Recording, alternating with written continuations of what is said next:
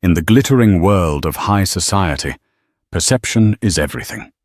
Tonight at the annual Forrester Foundation Gala. Lachlan Forrester, a man who seemed to have it all, stood on a stage bathed in golden light. His beautiful 7 months pregnant wife, Gabriel, watched from the front table, her smile as radiant as the diamonds at her throat. But the speech he was about to give wasn't one of gratitude. It was a declaration of war. He thought he was seizing his freedom and exposing a loveless marriage, but he was actually signing his own eviction notice from a kingdom he never knew he didn't rule. This isn't just a story of infidelity.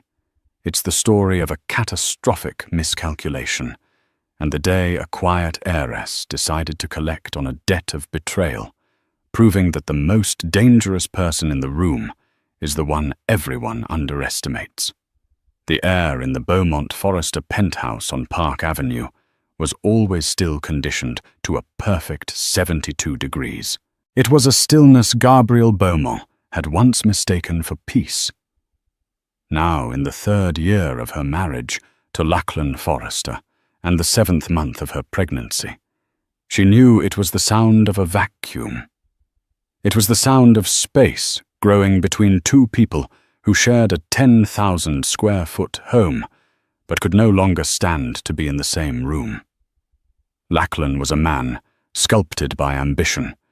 He wasn't born to money, but he wore it like a second skin, one he'd acquired through their marriage.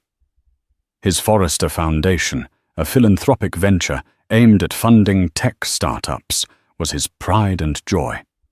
It gave him a name, a purpose that wasn't directly tied to the colossal Beaumont global empire, the source of their unimaginable wealth. Gabriel's father, Robert Beaumont, had built the logistics and shipping conglomerate from the ground up. Lachlan ran a small, flashy subsidiary of it, a position Robert had created specifically for him. Gabriel saw the change in him over the last year. The late nights he excused as investor meetings, the scent of a perfume that wasn't hers, clinging to his suit jackets the way his phone was always angled away from her. He had become dismissive, treating her pregnancy more as an inconvenience than a shared joy. When she'd try to talk about names for their son, he'd wave a hand impatiently. "Anything you want, Gabriel. You're better at that stuff." Her attempts to connect were met with a wall of polite indifference. He saw her as fragile, decorative, the quiet, gentle heiress who managed their homes in the Hamptons and Aspen, who planned the menus and approved the flower arrangements. He had no idea that while he was playing CEO of his pet project, she was the one on bi-weekly calls with the family office, a team of 20 analysts and accountants who managed the true source of their lifestyle. He had no idea that her quiet time in the library was spent reviewing quarterly reports for Beaumont Global, the company her ailing father had long ago entrusted to her stewardship.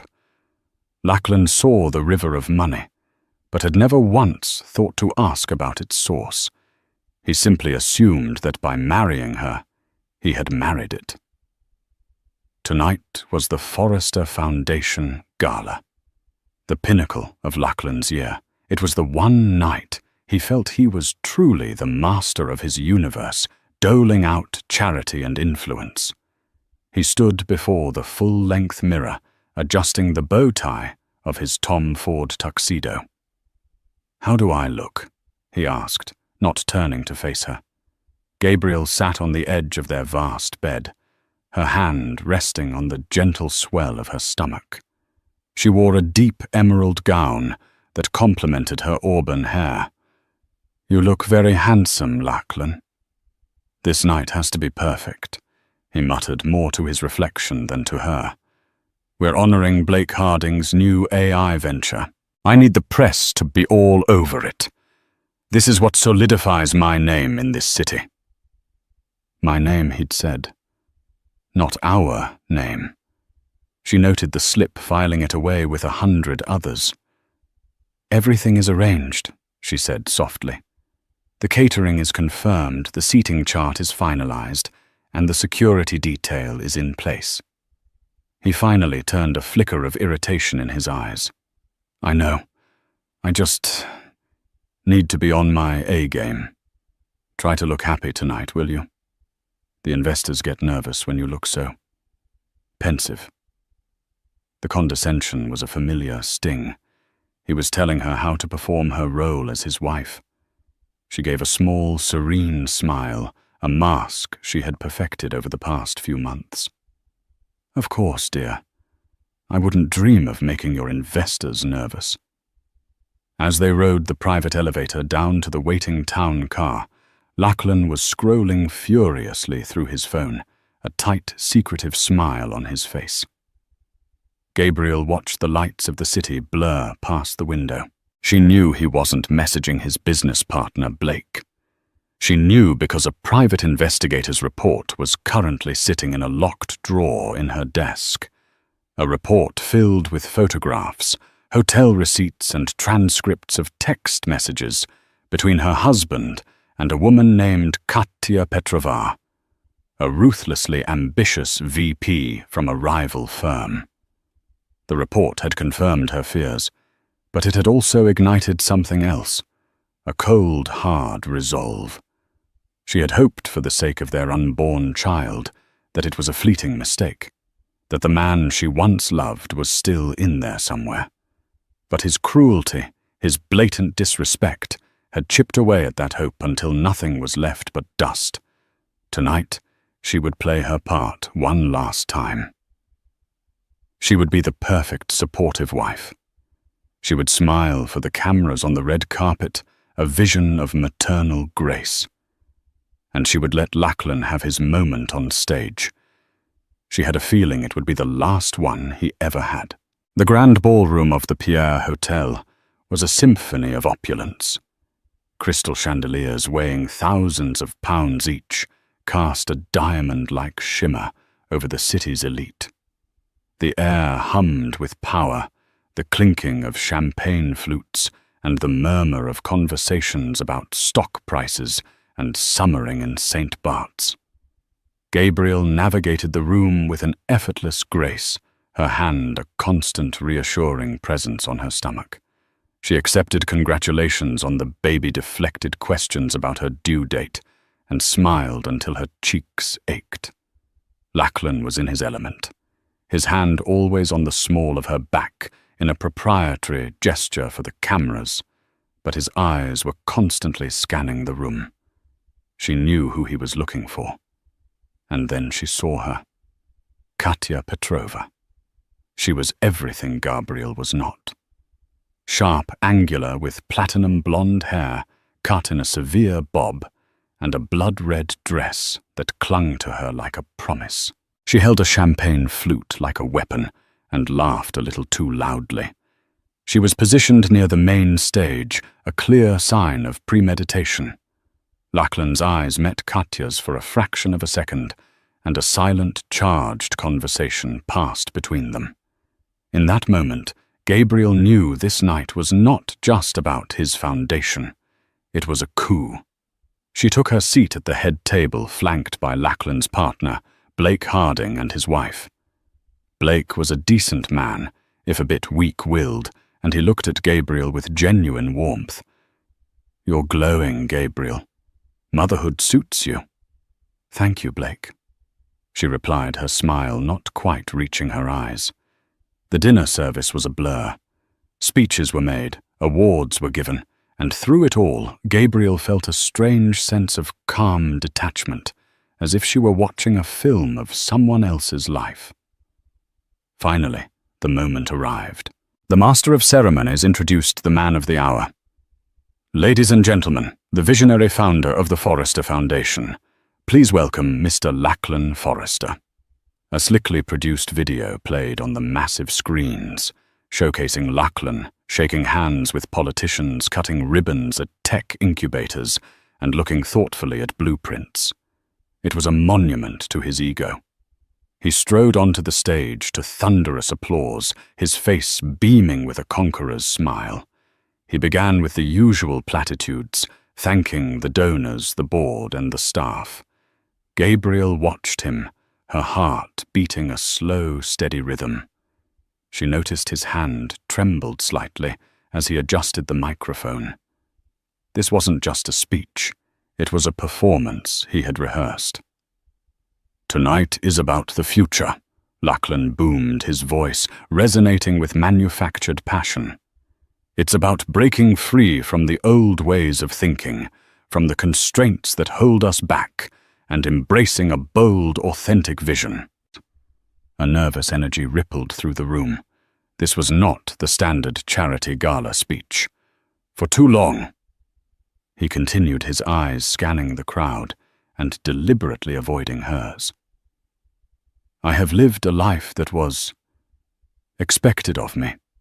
I have worn the suit, played the part, and maintained a facade for the sake of tradition and appearance." The murmuring grew louder. Gabriel felt hundreds of pairs of eyes shift towards her. She kept her expression placid, her hands folded neatly in her lap. "But authenticity demands courage," he declared. "And I can no longer in good conscience live a lie. The partnership that many of you believe defines me has been a gilded cage, a marriage based not on passion or mutual respect, but on a business-like arrangement." A collective gasp went through the ballroom. Blake Harding shot a horrified look at Gabriel, who simply stared at the stage, her face an unreadable mask. Lachlan was doing this. He was actually doing this. A man cannot build an empire of truth from a foundation of lies, he said, his voice dripping with self-righteousness. He then did the unthinkable. He gestured to the side of the stage. "And I have found someone who shares my vision for an authentic life, someone who inspires me, who challenges me, and with whom I can build a real future." Katya Petrova, her red dress like a slash of blood against the dark stage, walked out from the wings. She took Lachlan's hand, her chin held high in defiance. The camera flashes were blinding, a fusillade of explosions, capturing the tableau of betrayal. Lachlan looked directly at the front table, his gaze finally landing on his pregnant wife. His expression was not one of remorse, but of cold, hard triumph.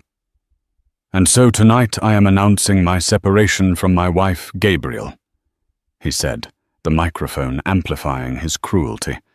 "And I want to make one thing perfectly clear to quell any future speculation." He paused for dramatic effect, letting the poison hang in the air. "This decision is mine alone. I will not be beholden to a family that views me as nothing more than a glorified employee, or to a woman whose coldness and disinterest have made our home a mausoleum. I am choosing a life of passion and truth." The final unspoken insinuation was the most vile. He was questioning her, her character, her very contribution to their life in front of everyone they knew. He was painting her as a frigid, unloving heiress he was heroically escaping. The humiliation was absolute, public, and designed to shatter her. The room was utterly silent. The shock was so profound that even the photographers had lowered their cameras. In that silence, Gabriel did something no one expected. She didn't cry.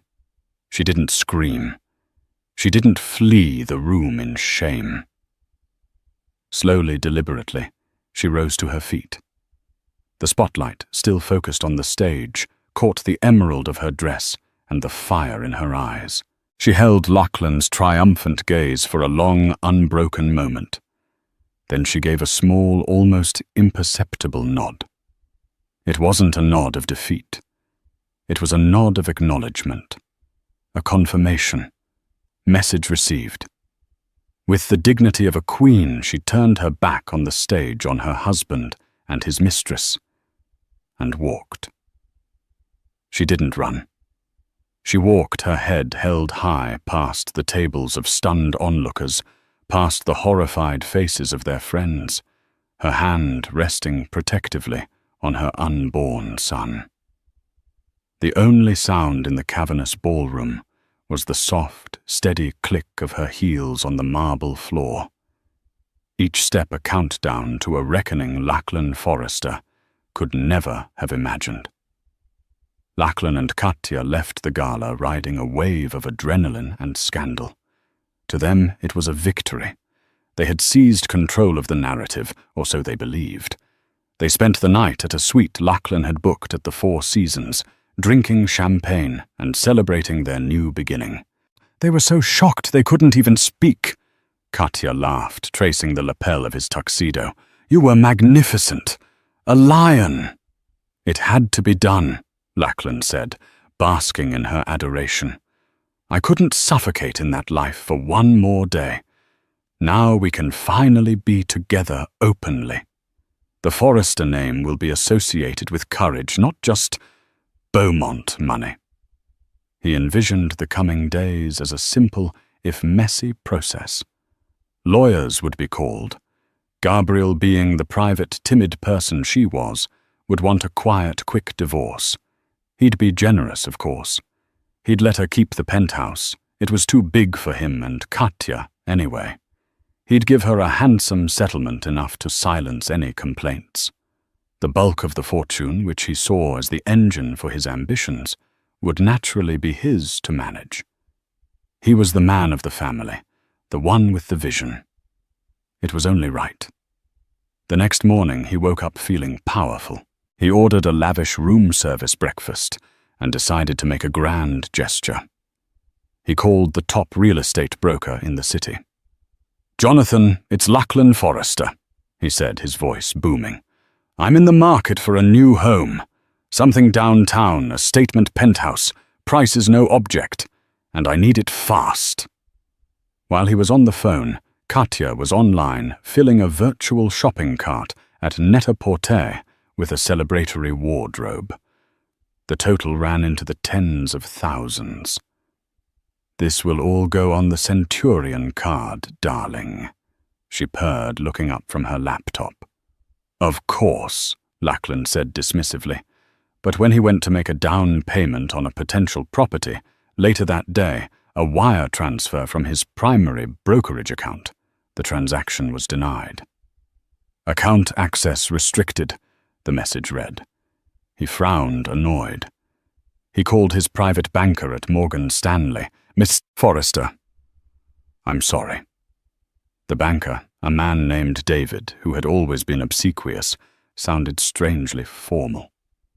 "There appears to be a hold on all outgoing transfers from your managed accounts. The instruction came from the family office this morning." "The family office," Lachlan scoffed. "That's a mistake. I am the family. Lift the hold immediately." "I can't do that, sir. The authorization has to come directly from the sole principal trustee of the Beaumont Trust." "Gabriel," Lachlan laughed in disbelief. "She wouldn't know how to place a hold on an account if her life depended on it. Put me through to your supervisor." Meanwhile, on the other side of the city, Gabriel was not at the penthouse weeping into a pillow. She was in a quiet, sunlit conference room in the offices of Chen Wexler and Associates. Her lawyer, Audrey Chen, a woman with a mind as sharp as her tailored suits, sat across from her. On the table between them were stacks of documents, binders, financial statements, and a copy of the prenuptial agreement Lachlan had signed without a second glance 3 years ago. Gabriel was calm, her voice even. The gala was illuminating. Audrey nodded, her expression grim. Public humiliation. It's a classic narcissist's move. But it also gives us everything we need. The infidelity clause in the prenup is now indisputably triggered. Clause 12, Section B. In the event of a public act of infidelity causing reputational harm to the Beaumont name, it renders the standard settlement provisions null and void. "Good," Gabriel said simply. "First, I want all his corporate cards frozen. His access to the joint accounts, which are funded exclusively by the trust, is to be revoked. The staff at the Penthouse, the Hamptons House, and the Aspen Chalet now report only to me. His name is to be removed from the flight manifests for the private jet. Change all the security codes on the properties. He is not to be granted access. Audrey made notes, her pen flying across a legal pad. Consider it done. The team at the Beaumont family office is already executing. The Forrester Foundation, Gabriel continued, her voice turning to ice. It's funded by an annual grant from a Beaumont charitable fund, correct? Entirely, Audrey confirmed. It has no other source of income. Cut it. Immediately. And I want a full independent audit of its expenses for the last 3 years. I have a feeling Mr. Forrester's charity has been quite charitable to himself. A small, predatory smile touched Audrey's lips. I like where this is going. He holds the title of Executive VP at Beaumont Global's tech subsidiary. His position is to be terminated effective immediately. Security is to escort him from the building if he shows up. A courier will deliver his personal effects to wherever he might be staying. Gabriel paused, taking a sip of water. She looked out the window at the Manhattan skyline. The empire her father had built, the one she quietly managed and protected. Lachlan had seen it as his personal piggy bank, a stage for his ambitions. He had disrespected her, but far worse, he had disrespected her family's legacy. He had underestimated her, and for that there would be no forgiveness.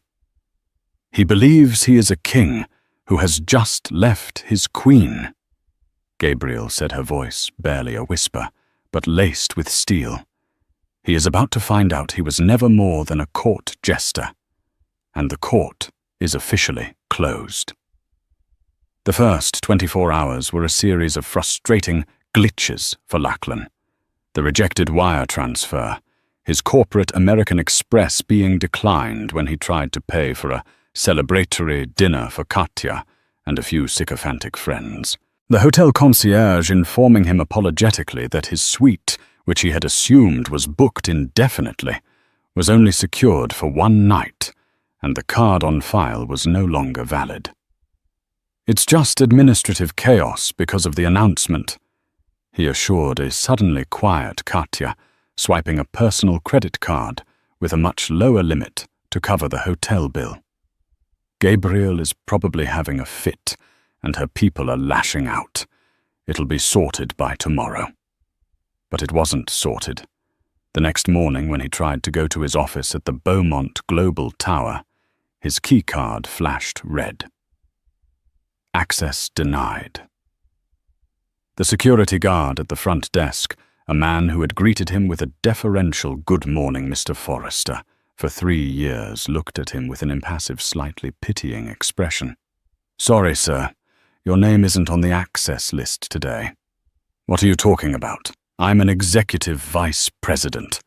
Lachlan snarled, his temper starting to fray. "I have an order here, sir, from corporate headquarters." The guard was unmoving.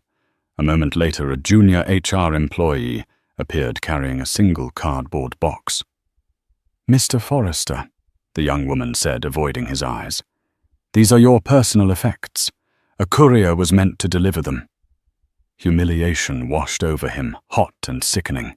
He was being fired from a position created for him. He snatched the box and stormed out of the lobby, the sound of his own furious breathing loud in his ears.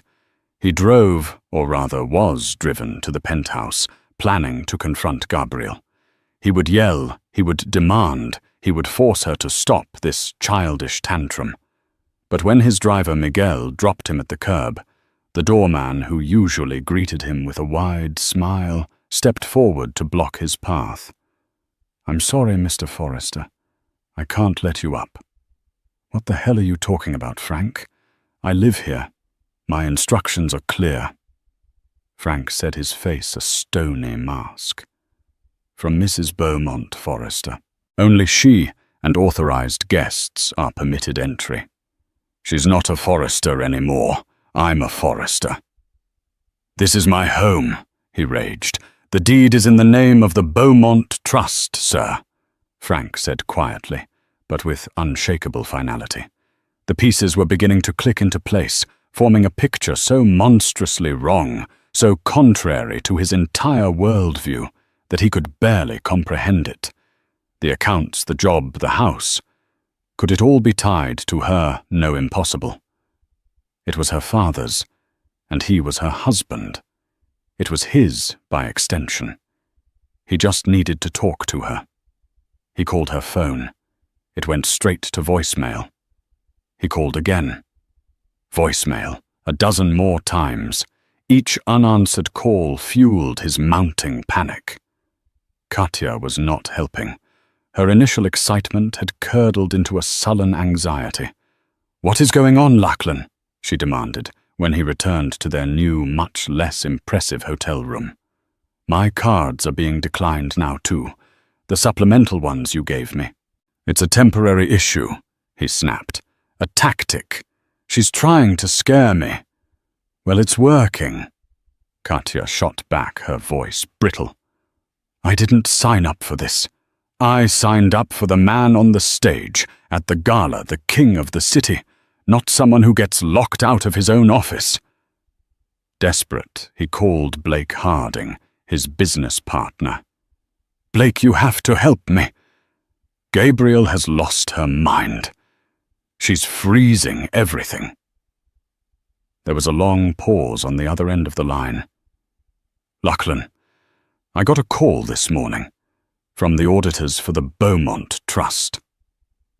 "The auditors? What about?" "They're investigating the Forrester Foundation's finances," Blake said, his voice heavy. "They're asking about discrepancies. The villa rental in Tuscany last summer, the consulting fees paid to that offshore company. Lachlan, they know. They know you've been using the foundation as your personal expense account." The blood drained from Lachlan's face. He sank onto the edge of the cheap hotel bed. Those weren't just discrepancies. It was fraud. He had funneled hundreds of thousands of dollars over the years, confident that no one would ever look closely. He had assumed Gabriel signed the checks without a thought. "This is her doing," he whispered, the full scope of the attack finally dawning on him. This wasn't a tantrum. This was a demolition. He tried one last desperate gambit.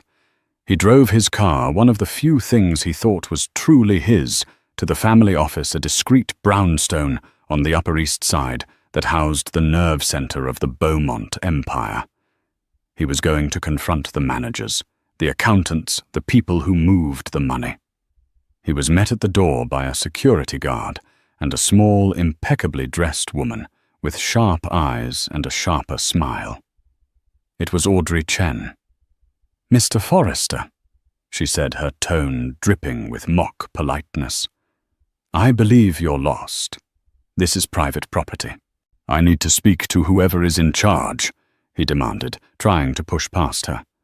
Audrey didn't move. "I'm in charge of this particular matter, and I'm afraid we have nothing to discuss with you directly. All future communications will be through your legal counsel, should you manage to retain any." "My legal counsel? I don't need a lawyer. I need my money." Audrey let out a soft, pitying laugh. "Oh, Mr. Forrester, that seems to be the fundamental and, I must say, catastrophic misunderstanding you've been operating under for the past 3 years." She leaned in, her voice dropping to a conspiratorial whisper. "You don't have any money." He stared at her, dumbfounded. "Everything, the houses, the cars, the accounts, your salary, the very air you breathe, has been a privilege extended to you by the Beaumont Trust, a privilege contingent on your role as husband to the Trust's sole controller and beneficiary. After your performance at the gala, that privilege has been permanently revoked. I believe the legal term is breach of contract. Now, if you don't leave, I will have you arrested for trespassing." She smiled brightly. Have a lovely afternoon." As Lachlan stumbled back onto the street, the city he thought he owned suddenly felt alien and menacing. The car he had driven there was now being fitted with a boot, a grinning tow truck driver already hooking it up. It wasn't his car. It was registered to the trust. Of course it was. Everything was. He was a fraud, a parasite, and the host had finally decided to starve him out.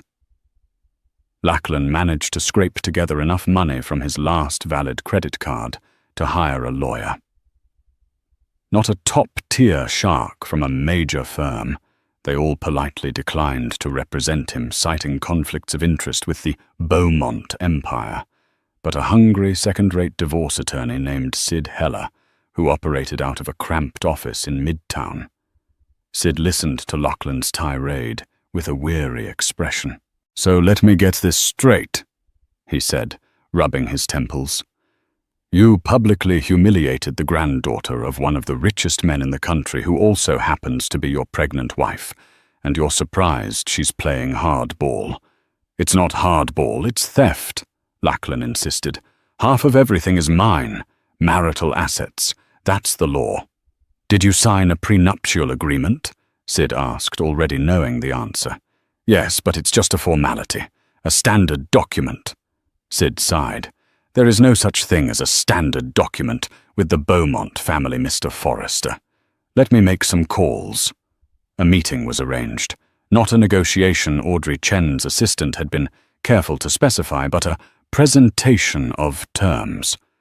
It was to be held at Audrey's firm. Katya insisted on coming her face a mask of anxiety and entitlement. "This is my future too," she'd said. "I need to know what we're getting." They walked into the conference room, and the power imbalance was immediate. On one side of the vast mahogany table sat Lachlan Katya and the beleaguered Sid Heller. On the other side sat Audrey Chen, flanked by two stone-faced senior partners and a forensic accountant. Gabriel was not present. Her absence was a statement in itself. She didn't need to be there.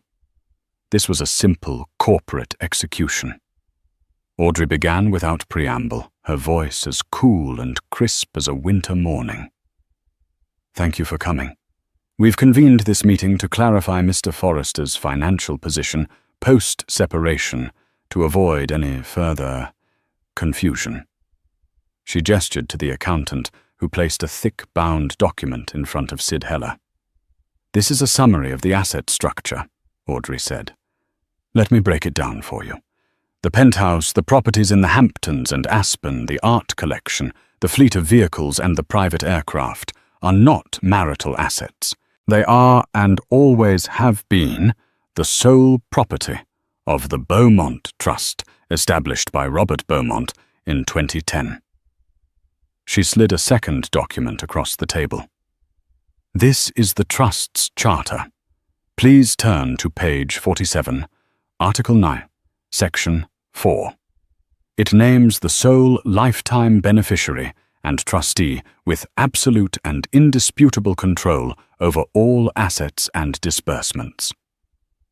She paused, letting her words sink in. "That person is Gabriel Beaumont." Lachlan stared at the page, the legal jargon swimming before his eyes. Trustee beneficiary. He had always thought of Gabriel's father as the one pulling the strings. "My father-in-law," he stammered. "Robert Beaumont retired from active management years ago due to his health," Audrey said, cutting him off. "He passed full control to Gabriel upon her 25th birthday. Your wife, the woman you thought was planning dinner parties, has been the de facto CEO of this entire fortune for the last 5 years. Your salary, your foundation's funding, your expense accounts. Every dollar you have ever touched since you met her has been in essence an allowance. An allowance she personally approved." The air left Lachlan's lungs. He felt Katya stiffen beside him. "Now let's move on to the prenuptial agreement." Audrey continued, her tone becoming even more severe. The one Mr. Forrester signed without reading. While it provided a generous lump sum settlement in the event of a no-fault divorce, it also contained Clause 12, Section B, the Public Infidelity Clause. She read the clause aloud, her voice ringing with legal authority. It was brutally specific, detailing how any public act of cheating that brought shame or unwanted media attention to the Beaumont name would render all settlement obligations void. It also triggered a clawback provision on all gifts and non-essential expenditures valued over $50,000 made during the final year of the marriage. "The gala," Sid Heller whispered, looking pale. "He triggered the clause on live television." "In spectacular fashion," Audrey agreed with a thin smile. "Therefore, Mr. Forrester is entitled to nothing. No settlement, no property, no alimony." She wasn't finished. "Furthermore, the preliminary audit of the Forrester Foundation has uncovered significant financial malfeasance. We have documented over $1.2 million in embezzled funds, disguised as consulting fees, travel expenses, and charitable donations to shell companies. We are prepared to turn this evidence over to the District Attorney's Office and pursue criminal charges." Lachlan felt the room tilt. Prison. They were threatening him with prison. "However," Audrey said, leaning forward, "Ms. Beaumont is a pragmatic woman. She has no desire for a messy public criminal trial, especially with her son due to be born soon. So she is prepared to offer a one-time deal." She slid a single piece of paper across the table. "You will sign a full confession of the embezzlement to be held in escrow by this firm. You will relinquish any and all claims to any Beaumont-related asset. You will agree to a permanent restraining order, keeping you at least 500 feet from Gabriel and her child. You will sign the divorce papers today, citing irreconcilable differences. In exchange, we will not pursue criminal charges, and we will not activate the clawback clause on your personal effects. You will be allowed to walk away with the clothes on your back and whatever is left in your personal bank account, which I believe amounts to less than $20,000. It was a total annihilation, a complete and utter stripping of his life, his identity, and his future. He looked at Katya. Her face was a storm of fury and disbelief. She stood up abruptly, her chair scraping loudly against the floor. "You have got to be kidding me," she hissed. Her eyes locked on Lachlan. "This is what I left my career for. For nothing. You told me you were a king. You're not even a pawn. You're the dirt the pawn stands on." She grabbed her purse. "Don't you ever contact me again." She spat at Lachlan, her voice filled with venom. Then she turned to Audrey Chen. "And for the record, I was just as much a victim here. He lied to me." With that, she turned and stormed out of the conference room, her heels clicking an angry retreat from the ruins of Lachlan's life. He was left alone, staring at the document that was his only escape from total desolation. He had publicly humiliated his wife to gain his freedom and a passionate new life. Now he had lost his wife, his mistress, his job, his homes, his reputation, and every cent he had ever believed was his. His freedom was the empty, terrifying freedom of a man with absolutely nothing left to lose. The signing took place not in a grand boardroom, but in the cramped, overheated office of Sid Heller, a space that smelled faintly of stale coffee and desperation. Lachlan sat opposite his lawyer. The documents that represented the complete surrender of his former life spread across the cluttered desk. Each page he initialed felt like a small death. When he came to the final signature line on the divorce decree, his hand hovered over the paper, the pen trembling. He looked up at Sid, a wild, pleading look in his eyes, as if this second-rate attorney held some key to undoing it all. Sid Heller, A man who had seen every shade of marital ruin simply pushed the document an inch closer. "There's no other move, Lachlan," he said, his voice flat. "You played the hand. This is the result." With a ragged exhale, Lachlan scrawled his name. The signature was a jagged, angry thing, a stark contrast to the confident flourish he had once cultivated. It was the signature of a ghost. The moment he lifted the pen, the finality of it washed over him, cold and absolute. It was done. Sid Heller patted his back with a synthetic show of sympathy before sliding his own invoice across the desk, a bill that would vaporize nearly half of Lachlan's meager remaining funds. He was paying a premium to be professionally filleted. The public fallout was as swift as it was merciless. Lachlan had wanted the spotlight at the gala, and now he had it, though it was the harsh, unflattering glare of public ridicule. Gossip columns ran headlines that dripped with schadenfreude: Forrester's folly, how a titan became a footnote, and the billion-dollar betrayal, heiress Gabriel Beaumont plays the ultimate trump card. He became a punchline in the elite circles he had fought so hard to conquer, a cautionary tale told over champagne and canapes. The shunning was visceral. He saw a former colleague, a man with whom he'd shared cigars and backroom deals across the street. Their eyes met for a fraction of a second. Lachlan saw a flicker of recognition, then panic, and the man abruptly turned to study a shop window with intense interest until Lachlan had passed. An email to his supposed best friend, Blake Harding, went unanswered. His phone, once a relentless torrent of calls and messages, was now a silent, mocking brick in his pocket. His attempts to find work were a masterclass in humiliation. The name Forrester, which he had so desperately wanted to solidify, was now radioactive. At interviews, he could feel the shift in the room the moment the hiring manager connected him to the scandal. The polite sarsolds would tighten, the questions would become perfunctory. He received a string of carefully worded rejections: overqualified, not the right fit, pursuing other candidates. The message was clear.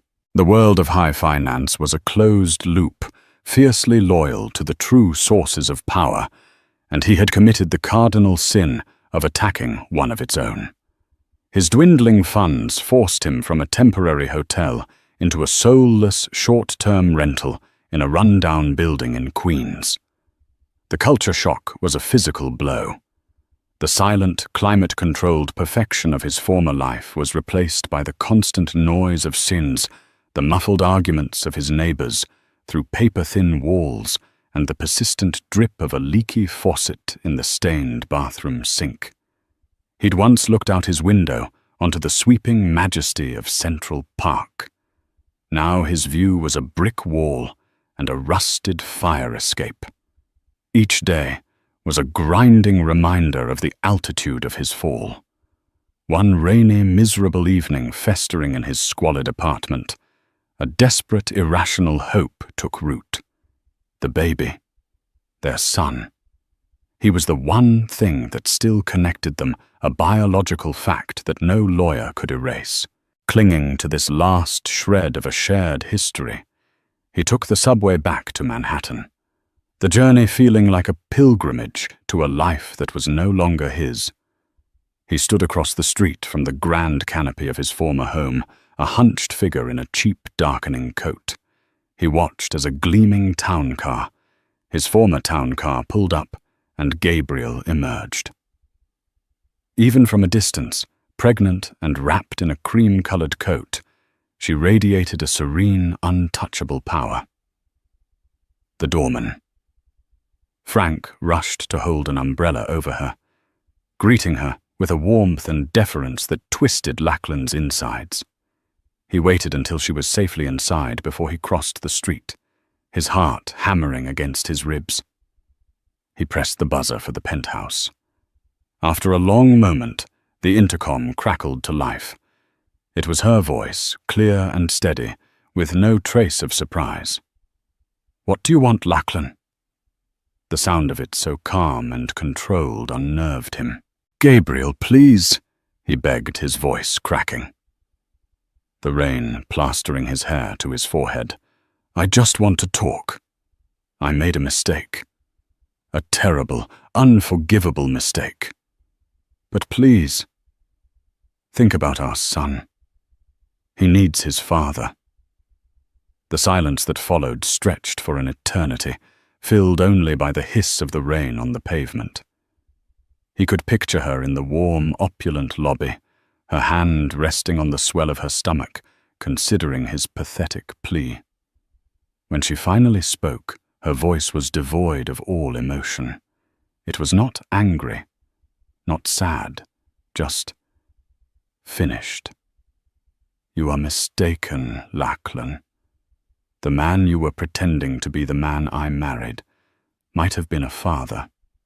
The man who stood on that stage, who tried to annihilate my character, to justify his own infidelity, is not.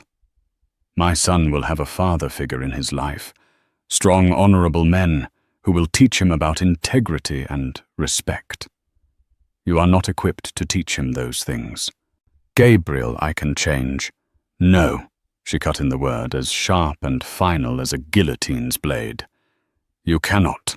You had your chance to be a husband and a father, and you publicly resigned from both roles. He will not need you, but he will know of you. You are not a father. You are a lesson my son will learn about the kind of man he should never become." There is nothing more to say. Goodbye, Lachlan. The intercom clicked off, severing the last thread between them. He stood there for a long time, the rain washing over him, a hollowed-out man erased from his own story. While Lachlan's world was shrinking to the size of a single, miserable room, Gabriel's was expanding exponentially. She did not retreat. She did not hide. She pivoted. 2 weeks after the divorce was finalized, she walked into the Beaumont Global boardroom. The air was thick with skepticism. The board consisted of powerful older men who had known her since she was a child. They saw her as Robert's delicate daughter, Lachlan's wronged wife. They were expecting a grieving heiress, perhaps a request for a leave of absence. Instead, they met a queen claiming her throne. She strode to the head of the table, her pregnancy a symbol not of vulnerability, but of legacy and continuation. She did not speak of the divorce. She spoke of the future. With cool, irrefutable logic, she laid out a breathtakingly ambitious 5-year plan, complete with market analysis, risk assessments, and revenue projections. She spoke of AI-driven logistics, of dominating the green energy shipping sector, of a corporate culture built on transparency and merit, not nepotism. The men around the table, initially patronizing, were stunned into swoons. Their expressions shifted from condescension to shock, and finally to a deep and profound respect. This was not Robert Beaumont's daughter. This was a leader in her own right, a brilliant strategist with a vision that was bolder than anything they had imagined. Her first official act was to sign the dissolution papers for the Forrester Foundation, citing the audit's findings of gross financial mismanagement. The next day, she announced its replacement, the Beaumont Legacy Initiative, a foundation with a staggering $50 million endowment dedicated to providing grants, childcare, and job training for single mothers. In her public statement, she said, "This initiative is for the women who, by choice or by circumstance, find themselves building a new future for their children with courage and dignity." The message was clear, elegant, and devastating. She had weaponized her own story, transforming her personal pain into a public force for good. She began converting Lachlan's cavernous home office, once a monument to his ego, into a light-filled nursery. As she directed painters and chose furniture, she was not just decorating a room. She was reclaiming her life, building a sanctuary of hope where a shrine to deceit had once stood. The betrayal had not broken her. It had been a crucible burning away the gentle, accommodating woman she had been taught to be, and revealing the formidable steel-cored leader she was always meant to become. 1 year later, the seasons had turned, washing the city in the crisp, golden light of early autumn. High atop the Beaumont Global Tower, the CEO's office was almost unrecognizable. The oppressive mahogany and dark, brooding leather of Robert Beaumont's era had been banished. In their place, a symphony of light oak, soft grey textiles, and brushed steel created an atmosphere of airy, forward-thinking calm. The only sound apart from the distant, muted hum of Manhattan was the happy gurgle of a baby and the soft clatter of wooden blocks on a plush wool rug. Gabrielle Beaumont sat on the floor, her tailored navy blue dress no impediment to playing with her 10-month-old son. Matthew, a cherubic boy with a shock of his mother's auburn hair and bright, curious eyes, let out a squeal of delight as he swiped a chubby hand through the block tower she had just built.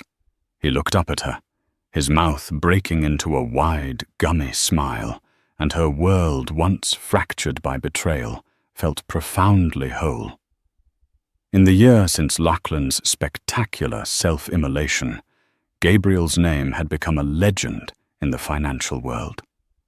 They called her the Velvet Hammer on Wall Street, a quiet force whose strategic acquisitions and bold investments in sustainable logistics had sent Beaumont Global's stock soaring by an unprecedented 30%.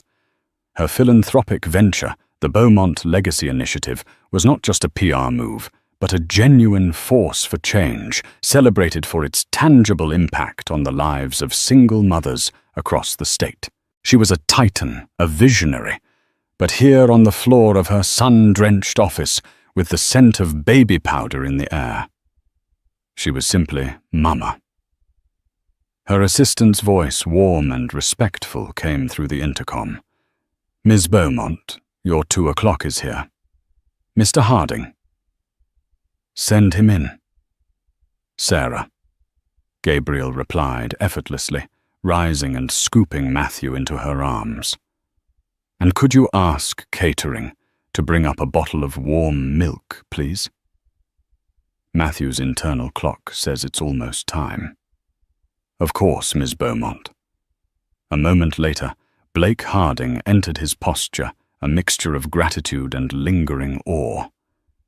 He still seemed slightly unnerved to be in this room, reporting to the woman whose life his former best friend had so publicly tried to destroy. After Lachlan's fall, Blake's promising AI venture had teetered on the brink of collapse, its funding pulled by spooked investors. Gabrielle, in a move of stunning pragmatism, had swept in and acquired the company through Beaumont Global. She hadn't done it out of pity. She had done it because the technology was brilliant and she saw its potential.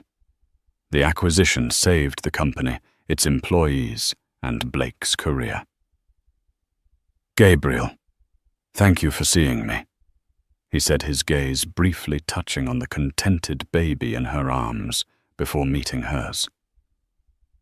"Blake, please have a seat," she said with a genuine smile, settling into the armchair behind her expansive desk as Matthew chewed contentedly on her pearl necklace. "Let's talk about the Q3 projections. I was impressed by the efficiency gains in the automated sorting hubs, but I'm still seeing latency in the South American drone delivery network. What's the bottleneck?" For 20 minutes they delved into the minutiae of algorithms, supply chains, and market penetration. Blake, once intimidated, found himself energized by her sharp, incisive questions. She didn't just understand the balance sheets, she understood the technology on a fundamental level. She saw 3 steps ahead of everyone else. As the meeting concluded and Sarah entered with the warmed bottle, Blake hesitated, a shadow crossing his features. "Gabrielle," he began, his voice dropping. There's something else. I wasn't sure if I should even mention it." Gabriel paused in the act of settling Matthew more comfortably in her lap. She looked at Blake, her expression calm and patient, giving him the space to speak. "It's all right, Blake.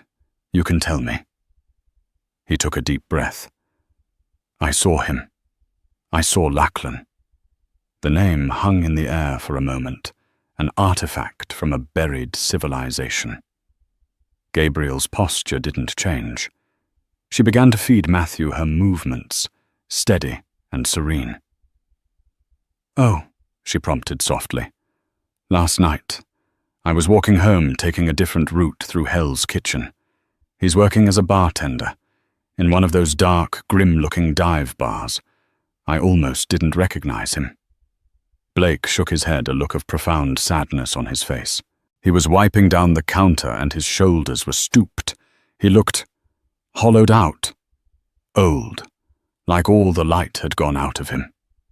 Gabriel looked down at her son, at his tiny hand wrapped around her finger as he drank. A flicker of a memory surfaced, the crushing weight of humiliation in that ballroom, the cold fury in the lawyer's office, the lonely nights wondering if she was strong enough. She had been forged in that fire. Lachlan had simply been consumed by it. She searched within herself for any lingering emotion, anger, pity, the bitter tang of victory, and found only stillness. It wasn't a void, but a placid lake where a storm had once raged. The waves had stilled, the debris had sunk to the bottom, and the water was finally beautifully clear. Lachlan Forrester was no longer a character in her story. He was a ghost in someone else's, a cautionary tale whispered at cocktail parties. His downfall was not her triumph. Her triumph was this: the warmth of her child in her arms, the quiet hum of the powerful ethical company she was building, the knowledge that thousands of women were getting a second chance because of the foundation she had created from the ashes of her marriage. She finally looked up at Blake, her eyes clear and compassionate. "I hope he finds some peace, Blake," she said, and the sincerity in her voice was absolute. Her world was too full, too bright to be clouded by the shadows of the past. There was no room in it for hate. After Blake left, she walked to the vast window overlooking the city. The late afternoon sun set the skyline ablaze, casting long shadows that stretched across Central Park. Matthew finished with his bottle, rested his head on her shoulder, his breathing soft and even. She held him close, his small body a comforting weight against hers. He pointed a chubby finger at the sparkling tapestry of lights beginning to dot the landscape below. It was a kingdom of glass and steel, of commerce and dreams. Lachlan had craved it, had tried to steal his piece of it through her. He never understood that it wasn't something you could take. It was something you had to build. "Look, my love," she whispered, her lips brushing the top of his head. "Everything you see. We're going to make it better." It was a promise. An inheritance secured not by trusts and stock certificates, but by the unbreakable strength of a mother who had faced the worst of betrayals and had chosen not to seek revenge, but to build a legacy. She had taken the rubble of a broken life and built an empire of purpose on her own terms for the future she held safely in her arms. Gabriel Beaumont's story isn't just about revenge. It's a masterclass in quiet power and the profound miscalculation of underestimating the person right beside you. Lachlan Forrester saw a decorative wife. He was blind to the queen who controlled the entire kingdom. Her journey from public humiliation to absolute triumph serves as a powerful reminder that true strength isn't always loud. Sometimes it's the methodical, unseen force that realigns the world to its will. It's a testament to the idea that the greatest comebacks are born not from shouting, but from quiet, decisive action. If you were captivated by this story of betrayal, karma, and the rise of a true powerhouse, show your support by hitting that like button. Share this video with someone who needs a reminder of their own hidden strength. And for more tales of shocking twists and ultimate justice, make sure you subscribe to our channel and ring that notification bell. You won't want to miss the stories we have coming next.